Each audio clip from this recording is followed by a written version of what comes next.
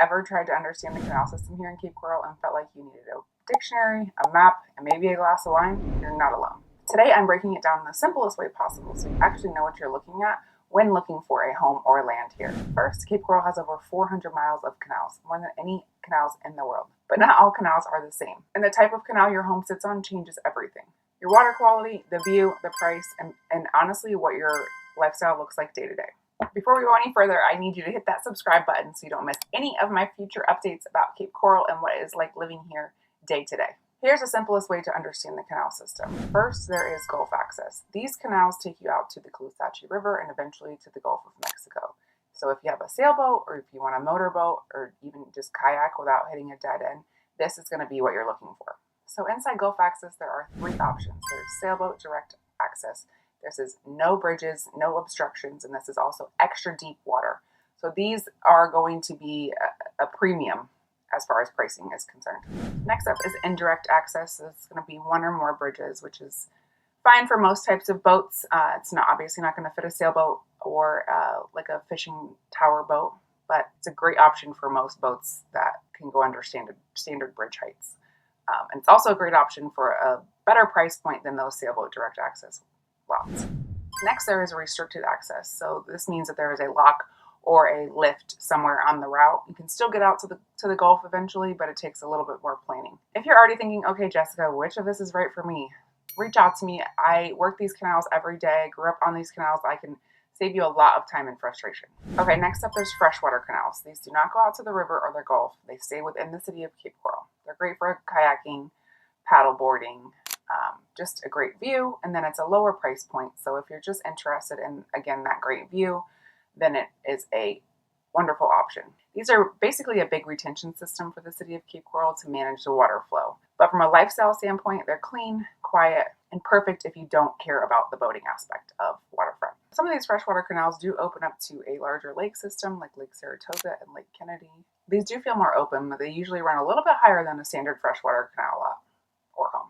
If you're finding value so far, I'd appreciate you hitting that like button. It really helps my channel grow and it helps me to continue to put out this local, honest content for you guys. Okay, another important note when it comes to waterfront property in Southwest Florida is water quality. Now, the Caloosahatchee River is connected to Lake Okeechobee, so if you've done any research already on waterfront properties in Southwest Florida, you have likely read or heard about, or we have going on about the Lake Okeechobee discharges and what they do to our water quality here in Southwest Florida.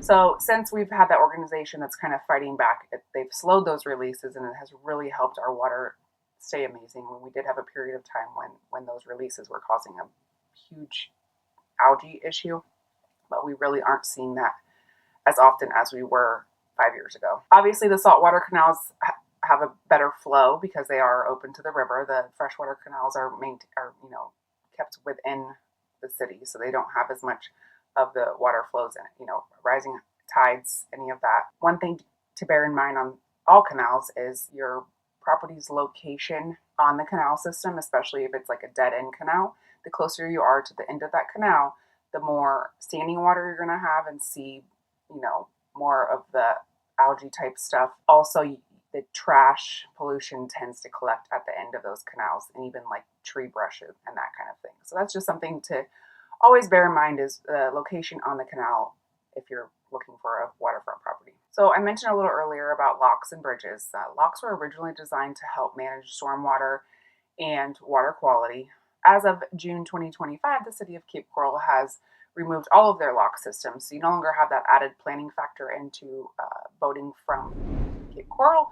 However, there is a lock in Alva, the Franklin locks, which helps maintain the water flows from the Lake Okeechobee and the Caloosahatchee River. That is open 7 to 5 daily, and the last opening is at 4:30 p.m. So if you're coming from especially the Gulf, you're really going to have to cut your day short to get back through the lock if you're looking at Alva or LaBelle or one of those areas for your waterfront property. So the bridges, there's a ton of bridges throughout Cape Coral. Now, these only matter if you're a sailboater or if you are a fishing boat. My brother's a captain out of Pine Island, and he's got that huge tower on his boat. So those bridges would be an obstacle for boats like that. Otherwise, it's really not Most of them are at least 8 or 9 feet, so you can get a standard boat through them. But it's definitely something to bear in mind.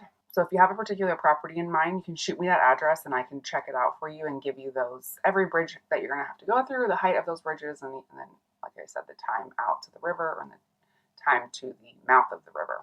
Okay, so what drives the price differences? Why do you see one Gulf access home that's $550,000 and you see another that's $2 million? It comes down to basically everything we've just talked about: the bridge clearances, the access type, distance to open water, the lot size, the orientation of the lot. You know, if you're getting that western exposure and that beautiful sunset every night, just the location. Southeast homes tend to have a quicker access out, whereas northwest homes is going to be a long commute to the river. Also, a huge important factor is a seawall. So if it's vacant land and it does not have a seawall in place, you need to factor that into your cost. That's about $50 to $60, even sometimes $80,000.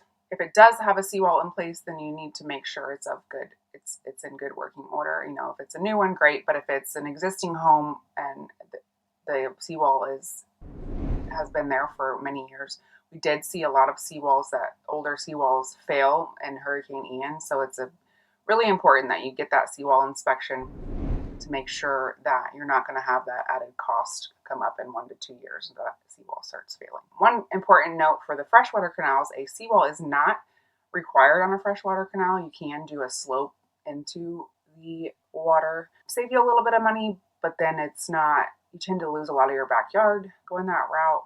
That's why you will see some homes that do not have a seawall versus some that do, because on freshwater canals, because there isn't the rising tides, the seawall is not required. If you'd like me to map out a custom canal tour based on your budget, reach out to me. We can really nail down where especially in the city of Cape Coral, which is a huge city, where it would be best for you to start targeting and looking for your next home. Piggybacking off of that, how do you choose the right canal for you? So there's some questions you need to ask yourself. Do you actually boat, or do you just like the idea of boating?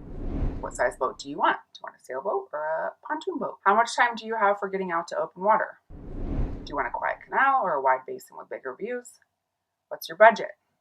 What's your patience level for bridges or locks? A lot of people come down here thinking they need sailboat access, and then after a 20-minute conversation, they realize that a freshwater canal is actually a better fit. There is no best, it's just what matches your lifestyle. If you're shopping for a waterfront home in Southwest Florida, you want someone who actually grew up here and knows these canal systems, from the fastest routes to open water to the quietest freshwater canal loops, please reach out to me. I'd love to help you navigate this without the guesswork. Don't forget to like and subscribe to the channel so you don't miss any future videos on what it is actually like living in Southwest Florida. I do some neighborhood tours. You'll see some of my listing tours, and then of course the content just like this, getting down to the actual nitty gritty of what it is like to live here. I'll see y'all soon.